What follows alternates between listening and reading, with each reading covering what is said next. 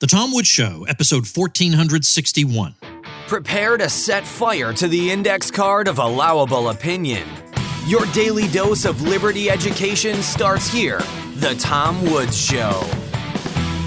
Folks, if you're trying to convince people of libertarian ideas and you're just not getting anywhere, quit arguing and just hand them a copy of Muir Madison's new book, The Nonviolent Zone. For the month of August, buy one, get two free over at nonviolentzone.com. Hey everybody, Tom Woods here.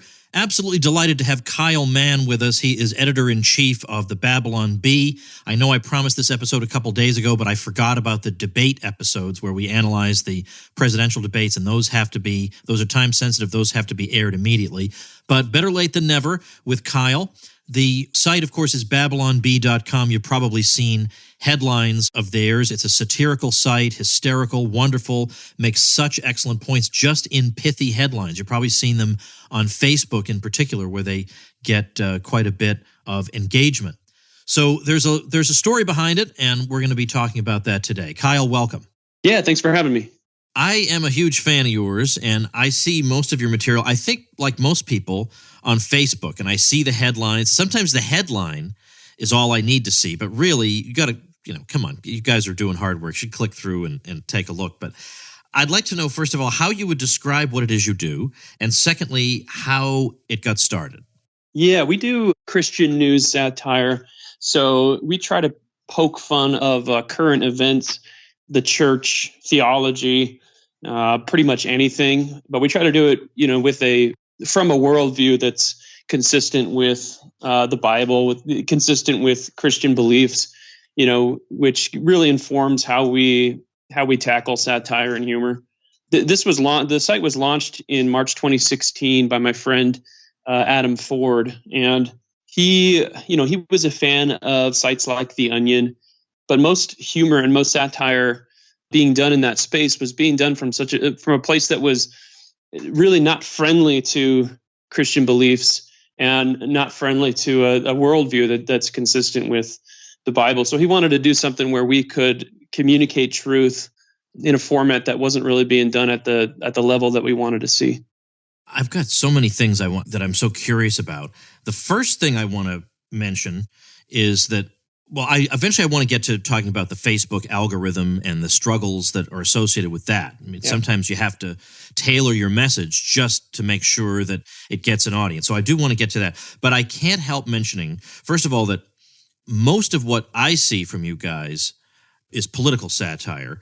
And I'm curious to know, how many times has it been that Snopes has fact-checked what is obviously a satirical article? The one I remember is the one about CNN purchasing an industrial-sized washing machine to spin the news, and Snopes solemnly informed us that the news network, in fact, had no such machine. Well, thanks, Snopes. I thought that was an actual thing. First of all, when that first happened, you must have been flabbergasted. Oh yeah. Snopes has fact-checked us.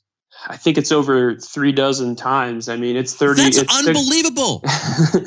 They've got a good 30 or 40. Someone claimed that, I was reading an article the other day, and they said that Snopes has fact-checked us some 20 times or so in the past year or two, and they've fact-checked The Onion only twice. And so I went and searched on Snopes' website, and it looked like that. It looked like that was true. So I don't know why we get so many. I don't know why we're fact checked so disproportionate to everybody else, because The Onion's got 10 times the reach we do. So what's your theory? Why do you think? Well, there's a few elements. I mean, obviously we're a little, we're lesser known than like someone like The Onion. So maybe The Onion has the recognition where people know right away. But even that doesn't hold too much water, because I know I've talked to people who have been fooled by The Onion, even recently, and so you would think that they would be fact checked more. So I mean, that's part of it, But it's got to be a bias. I mean, I'm not the sort of person who looks for a conspiracy everywhere, but for heaven's sake, right. The article about the washing machine, you can't literally spin the news, right? That's not a literal thing you can do. So there's no possible way that story could have been true. That anyone, I mean, it makes you think Snopes must be run by a bot or something, because a human being couldn't possibly have sat down and written that. Yeah, I mean, and it definitely comes off like, you're telling a joke at a party and this guy pops up and says, hey, actually, that's not true. A Right. rabbi and a priest Exactly. and a minister did not walk into a bar together, Yeah, and you're that's right. just like, what? In fact, that's exceedingly rare. You almost never see that happen. Yeah. The chances of that are very small. Right. Yeah. And yeah, so I want to say, I give them the benefit of the doubt and say, well, maybe it's just people aren't familiar with the name, and so it gets fact checked more. But when you read the language in the fact checks, they'll call us satire, but they'll call us satire in like scare quotes, and then they'll even call us fake news throughout the article. And it's like, we're very clearly satire, things Right. like we did a piece where one of the prosperity gospel preachers created a pulpit out of $100 bills, and they fact checked it, and it's like, Oh my like gosh. who's sitting around like thinking this is real? I don't. Yeah. So it's weird. It's weird. That's crazy. All right. So I think it's just part of the general left-wing impulse to just suck all the fun out of everything. Like everything has, now actually this didn't, oh my. Yeah. And when you read the fact checks, they're so, they'll go through our whole article and they'll like fact check the details and stuff. Yeah. Yeah. And then they'll kind of launch into an opinion piece about, let's say we're making fun of Ocasio-Cortez or somebody, they'll go through and say, and then defend her position, like as though it's an opinion piece within the fact check. It's really strange. Yeah, it is. It is. And in fact, I was just looking at an old statement from Hillary Clinton where she said that women are the worst victims of war because after all, they lose their husbands and sons and whatever in the war. But it sort of makes you wonder, okay, but wouldn't it be worse to be the husbands and the sons who are dead now? I mean, like, why would you, like, why are we even making this into a competition in the first place is bizarre enough. But Snopes fact-checked that and said, well, actually, the UN says that women are the worst victims of war. Like that proves anything. It's right. They can't help themselves. Right. A lot of the bias isn't just, the fact check true or false, but it's what they choose to fact check. Right. Like, why would you fact check this and not that? And so, yeah. Now, tell me about how you would describe your politics. So the Babylon Bee itself, we try to poke fun at all sides. And I think that has gotten us a little bit of a following within libertarian land because, libertarians like to make fun of the left and the right on certain things. So personally, I lean more libertarian than conservative, but we have writers from different sides of the spectrum. Given that you began with a primarily Christian emphasis, do you find that there is any section of your Christian audience that's left cold by libertarian style commentary and satire? Yeah, I mean, obviously, like Christianity, I think, especially in America, it leans very conservative a lot, depending on the denomination and stuff. But you get a lot of conservatives. So especially topics like war, or when we do something that more deconstructs the whole political process, we do something that just makes fun of all politicians. You do get some pushback. Oh, especially when we make fun of Trump, you get a lot of people within evangelicalism who are big fans of Trump and don't like that. Now, it's too bad that they can't at least have a sense of humor because I even if my folks get made fun of, sometimes if it's a good one, I say, well, that is kind of a good one. They did kind of get us. Well, and libertarians are the best at memes and stuff, so they tend to laugh at themselves when we make fun of them.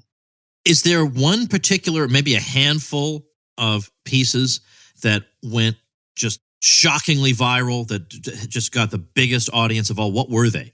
I think the most viewed article on our site for a long time was we did a piece on Joel Osteen, the preacher who, right after the floods in Houston, we said that he sailed his yacht around flooded Houston, passing out copies of his book to survivors. And Snopes didn't fact check that one? I think they did. Are you kidding? Are you kidding me? Yeah. That's unbelievable. I mean, the people that Snopes appeals to must look. You're a nice Christian young man. I'm a more jaded Christian, let's say, who's let's say more less courteous sometimes. You would have to be dealing with blockheads of just the most astonishing proportions to think that you would need to tell people he didn't actually sail his yacht around handing out copies of his book to people in a disaster area. It just boggles my mind. Now, do most people consume your content the way I do, namely through Facebook? Yeah, Facebook is our number one traffic driver. Okay. And of course they're clicking through and landing on your website. Now, this is just a weird, strange, idiosyncratic characteristic of mine, but I'm always curious about how people who do something like what you're doing, how you make a living. Now, I don't know if this is your full-time gig or not, or if it supports you in any way, but what kind of time commitment are you talking about with this? It really depends. For me, it's full-time now. I was writing for the site part-time for a couple years, and I was working in the construction industry, and I would fire off emails. I'd write 3 or 4 articles, send them in, and then go to work. And just a little over a year ago, I managed to quit, and the founder of my old site, and so I was able to take over and work for the new owner as editor-in-chief now. How are you able to monetize a site like this? I'm sorry to get into the weeds of stuff like this. Maybe you feel uncomfortable about it. No, if so, fine. I apologize, but I'm very, very curious about this. Yeah, for the first 2 years, it was entirely advertisement funded. So stuff like you're talking about, clicking from Facebook, we generated traffic that way. We were using Google Ads. We still have Google Ads and stuff. But just recently, we launched a subscription service similar to how a lot of sites are doing it now, where people can pay to remove ads. They get a little bonus section in our podcast. That kind of, we would offer some benefits, but basically just giving people the opportunity to support us so that we can be less dependent on Facebook and social media. And that's been working out pretty well so far? Oh yeah, we've been blown away by the support from our fans. It's been crazy. We only launched it a few months ago. Wow. Now, are you using a platform like Patreon, or are you just going through your website? No, we thought about doing Patreon, but we wanted to kind of control it as best we could. You've always kind of got to go through third parties because of payment and stuff, but we host it entirely on our site. Do you ever worry about being deplatformed? Oh yeah, that's one of the main concerns we have, and then that goes along with the Snopes fact check issue, because for a long time Facebook was using Snopes as their fact check source. So something like the article about Joel Osteen, we reshared it after Snopes fact checked it, and then Facebook, they squashed the post, and then anybody who sees it in their feed gets a big message underneath it, like, you're sharing fake news, or this has been determined to be false by Snopes. So stuff like, and the CNN washing machine story, we got threatened with deplatforming, demonetization by Facebook. We got a message from Facebook saying, you're sharing fake news. If you continue, your page will be taken down, because Snopes fact checked that CNN washing machine piece. So it's always a concern of ours. Yeah. So obviously, if you accumulate a bunch of strikes, let's say, at the hands of Snopes, then this is going to count against you. Now, you use the past tense. Are they no longer using Snopes? Well, Facebook broke their official relationship with Snopes for using them as a fact checker, but I think Facebook is using AP's. I think they're using the Associated Press's fact check now. Okay. But we get fact checked by them too. So, it doesn't really help that they switched away from Snopes. It's just ridiculous. How many people do you have writing for you and working for you? It's a pretty lean operation. I mean, we just hired our second employee. We hired Ethan Nicole, who's our creative director and does a lot of our Photoshops. We hired him a couple months ago, full time. And other than that, I mean, it's me and him. We have a few part-time writers who send in headline ideas and write articles and stuff. But so probably all in all, there's, 5, 6, 7 writers. Okay. Now, I want to talk about the Facebook algorithm and how it influences the kinds of, well, first of all, the material that people wind up seeing, and then secondarily, the kind of material you wind up putting out in the first place. So first of all, try to describe, it's a mysterious thing because Facebook won't really fully disclose exactly how it works, but we can, based on our own experiences, sort of intuit how it must work. Can you describe, first of all, what we mean when we say the Facebook algorithm? Yeah, I mean, years ago, Facebook switched from just having a normal news feed where you see everything that you follow in chronological order. They switched from that to this, mysterious, enigmatic algorithm that determines what you want to see and then puts it on your feed. And they're always tweaking it. So, and they'll make announcements like, now pages will show up less in your feed, and now you're going to see more stuff from your friends. Or right. Okay, now you don't want to see stuff from your friends. Now you want to see stuff from your groups. And every time they make a change, all of us publications are scrambling to try to fight the algorithm and figure out how we can get our content in front of eyes. So now, talk to me about exactly how different factors play into this. I mean, first of all, I have read, I think I just actually today I followed you on Twitter, and I was looking at some of your recent tweets, and you were talking about this very issue, and you were saying that it's just part of the way the algorithm works. If we do political satire, it just gets a lot more reach than if we do the satire on church issues. Yeah. So that definitely influences you. Yeah, it's shaping, social media is shaping the kind of content we see, because you have to craft your content if you want anybody to read it, Facebook just, I don't know which algorithm change this was, but recently they changed the algorithm and announced that stuff that got a lot of engagement was going to show up more. So things that get likes and shares and comments get shared. So, of course, a hot topic political issue that everybody's talking about, whatever the day's hot button issue is, if you share a post like that, you're going to get shares just from people who agree with you and, want to make the same point that your satire piece is making, and they share it, and then it shows up more and more and more, and it's just a big snowball. Whereas if you do something that's more of a small joke about the church or whatever, Facebook basically sees that maybe people are laughing at it, but they're not really sharing it or commenting. But Facebook just buries it and we see it like a post will be doing pretty well with shares or, whatever metrics you want to look at. But then if it doesn't take off like a home run, it just dies. It just dies on the vine because Facebook's not showing it to any more people on their feeds. Right. So that's a key thing. And that's why, by the way, people make fun of me that I like my own posts when I post on my page. But that's because every little like, helps you marginally. And so might as well like your own posts, because you're competing against every single Facebook post in the world. Yeah. So every advantage you can get, you want to get. Right. Now, what else though? What else do you have to bear in mind? It's not just, let's say, the subject matter. It's also things like the embedded photo, if there's too much text on it. Like, what are the other factors you have to bear in mind? Well, there's so many, and we don't even know what Facebook, is considering with each post. But I know, like, if I post something that has a word in it, like let's say I make a joke about minimum wage, and I say something like, $12 an hour in the headline. Facebook thinks that I'm posting a job offer. Oh. And then they tell me, you should post this as a job offer instead of as a regular post. And then I'm like, no, and I have to tell Facebook, no, this is not a job offer. This is not a job offer.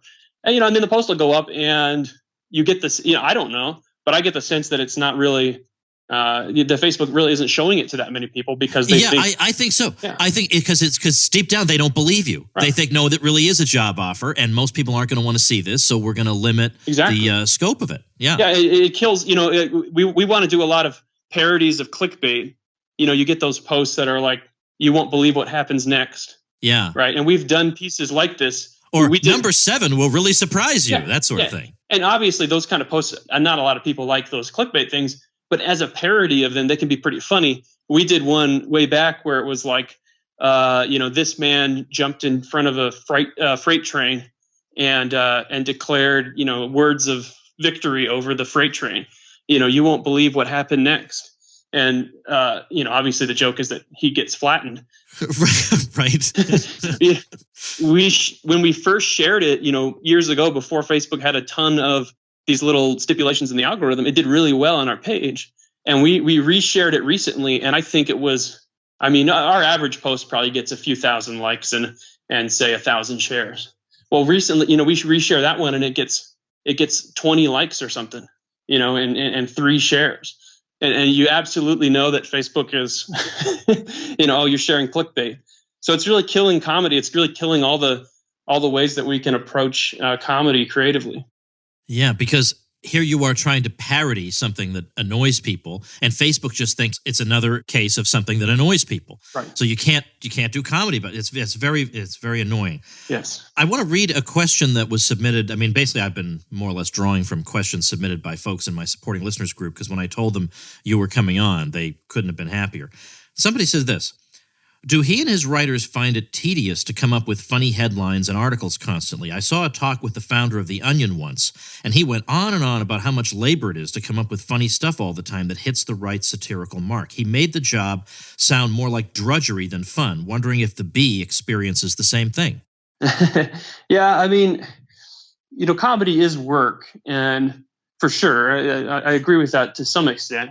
And people don't realize how much waste you write when you're writing comedy, because you do write, you may write 100 headlines before you come up with one that really hits the right angle. And there's a lot of considerations, that we have to take into account when we're writing something. So we'll get people that'll email us a headline idea, and it's like, here, this is perfect, you should run this. But what they don't see is all the work that goes in, all the editing work and all the culling and all the fine tuning that goes into it. So there is some work there. I think we still have a ton of fun, and I wouldn't say it's drudgery because to be able to look at, wake up in the morning and I've got no ideas for what we're going to publish today, and then you look at the news and you come up with a perfect parody of it, and people are laughing. That's rewarding. All right, folks, let me take a minute to talk to you about strategy when you're trying to persuade people of libertarian ideas. We say, oh, go out and convince people, and sometimes they're just not listening. So an approach I've taken is I say, I'll read a book that you recommend for me if you read a book that I recommend for you. And so, for example, an easy way to do this is to hand them a copy of Muir Madison's book, The Nonviolent Zone. So in about 100 pages, it basically explains how free enterprise could replace, well, every governmental function you can think of, and do it better. Now, it usually costs 10 smackers for this book, but till the end of August, that is 2019, you get 3 for that price at nonviolentzone.com. So you order 1 book and you get 3. You order 10, you get 30. So, say you hand out 30 books, maybe you persuade one person to come around to our side. That's worth 100 smackers. And the other 29 people are also learning something. That's a win too. So nonviolentzone.com is the website to pick up The Nonviolent Zone, the book. Books can be shipped within the U.S. only. So go check it out at nonviolentzone.com. Now, we've joked about some articles you've done where you would have to be, you would have to be in a coma almost not to understand that it's satire. But surely there must be cases where you publish something and people are taking it seriously. Are there any particularly memorable examples of that? Yeah, for sure. And again, I don't really begrudge Snopes for the fact check itself usually. Obviously, the fringe cases where they do something that is obviously satire.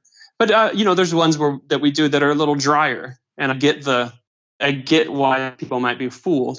The most memorable example is when we made a joke about Pastor Stephen Furtick, who's a popular young pastor out in North Carolina, I think. And we said that he signed a contract for a 6-year, $120 million contract to go to another church, to go to Joel Osteen's church. And, we tried to make it so over the top because, I think we copied the exact terms of LeBron James's deal when he went to Miami.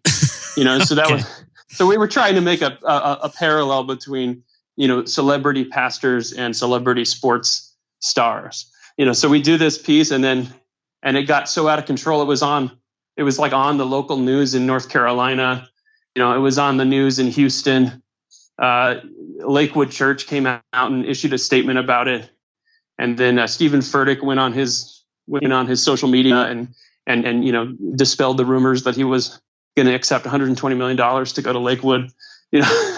So that's something where the joke is so dry in the headline, right? It's just, he accepts 6-year, $120 million contract.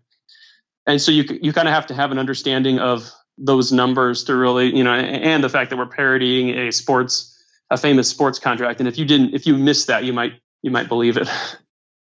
I'm curious about how you came up with the title. I mean, I know you. I don't know. Were you one of the original people? I was writing from the site from day one, but I did not. I was not a founder.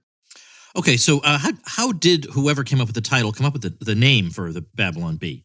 Yeah, Adam was our founder. Adam was considering a bunch of things. He was considering something drier, like Christian news, or just something that was a real generic name. Babylon Bee really hit the right note, I think, in terms of it sounds satirical. Bee was kind of the name for a newspaper, and then Babylon.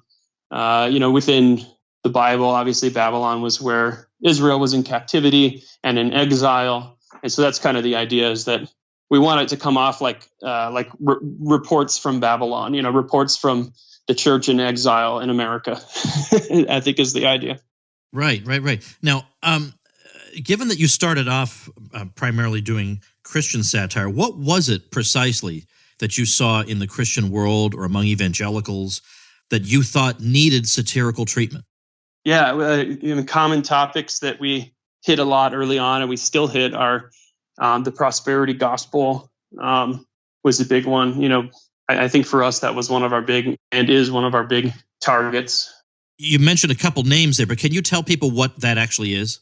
Yeah. The prosperity gospel is a theology that basically says if you do the right things, if you declare victory, if you have a positive attitude, that God will give you material blessings, material wealth, which is not accurate with what the Bible says about material wealth and blessings. So guys like Joel Osteen and Benny Hinn and Creflo Dollar, those guys teach what's called a prosperity gospel or a word of faith gospel. You can speak your prosperity into existence is the basic idea. It's basically positive thinking, motivational speaking stuff, but they just kind of sprinkle biblical texts on top of it. So that was one of the big things. Another one was like the mega church movement, this kind of where we have such a consumerism driven mentality in our churches, because people don't go to church to worship God anymore. They go to church to worship themselves. They go to church for an experience. And so we made fun of a lot of the churches that kind of had a bunch of attractions. We'd say churches introduced like water slide baptismals and roller coasters and all that stuff to try to keep their members entertained. So we made fun of that movement a lot, I think, early on. I understand you guys recently started a podcast. Yeah. So that's something new for you guys. If you had, a gigantic budget, what would be other things that you might want to either branch into or do more of? What would be on your wish list? Yeah, there's so much. Video is obviously one that we've talked about a lot. We were kind of glad we waited on video because everybody was shifting to video because of a Facebook algorithm change. Right. And people spent, all these newspapers spent millions of dollars pivoting to video because Facebook said, we're going to promote video. And then that turned out to be a flop and Facebook went back on it. And then and all these organizations were stuck high and dry, having invested millions in video. So we're glad that we've waited on that a bit. And video has its own unique challenges, but that's something that we're looking at. So yeah, that would be one area. We wrote a book a year ago, and we're probably going to be looking at some other book opportunities also. What was that book? I wasn't aware of it. We wrote a book called How to Be a Perfect Christian. It got published with Waterbrook Multnomah a little over a year ago, and that was a fun experience for us. And what we're going to probably be looking at doing a sequel at some point here. I'm over at babylonbee.com, and I absolutely love the box you use to get people to sign up for your email list. Fake news you can trust, delivered straight to your inbox. Yeah, beautiful. See, because normally when I advise people about building an email list, I say, well, you got to give something away, give them an ebook or a video or whatever. But that line alone, I make an exception for yours because that's fantastic. I love it. Fake news you can trust, delivered straight to your inbox. Is that kind of your backup plan in case of deplatforming? Building an email list, trying to build something that's independent of these outlets? Absolutely. Everything you're running through every service you run through, you have to run through a third party. So even an email list, we might own the email list, but we're using a mail provider. So it's kind of frightening when you look at where big tech is politically and then how much control they have over your access to your readers, So for us, as independent as we can be, the better. So yeah, subscription service, emphasizing the newsletter is another big one. So yeah, we have a lot of ways that we're trying to get around social as best we can. Well, of course, the site is babylonbee.com. I'm going to link to that as well as to the book you mentioned over at tomwoods.com/1461, our show notes page for today.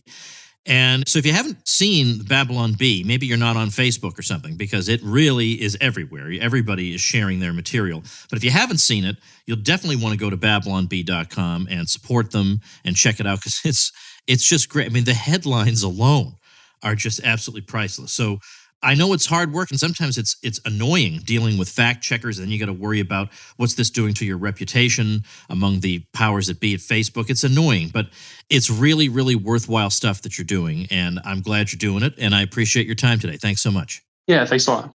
All right, folks, here's something uplifting. Here is a podcast I can recommend to you that will maybe make you happy. Sometimes there's a lot of doom and gloom from our quarters, but there's a brand new podcast, My Corner of the Universe podcast. And the idea is it highlights people doing something significant, making a difference in their own communities and in the world. So the way they pitch it is tune into these uplifting stories of incredible people changing the world by impacting their communities on a micro and macro level, from 8-year-olds who save frogs to wildfire restoration projects to people working to end human trafficking in their communities. Subscribe to our podcast, the My Corner of the Universe podcast, and be inspired by those making a real boots-on-the-ground difference in the world. So check that out at mycorneroftheuniverse.com. I'll link to that at tomwoods.com/1461. And remember, you want to start your own site or a podcast that has a site? Well, make sure you get your hosting for that site through me, through my link, and I'll promote you on my show, and I'll get you some traffic, and I'll get you membership in my bloggers group where we all help each other. Get the details on all those goodies at tomwoods.com/publicity. I will see you tomorrow. Become a smarter libertarian in just 30 minutes a day. Visit tomwoods.com to subscribe to the show for free, and we'll see you next time. Like the sound of The Tom Woods Show? My audio production is provided by Podsworth Media. Check them out at podsworth.com.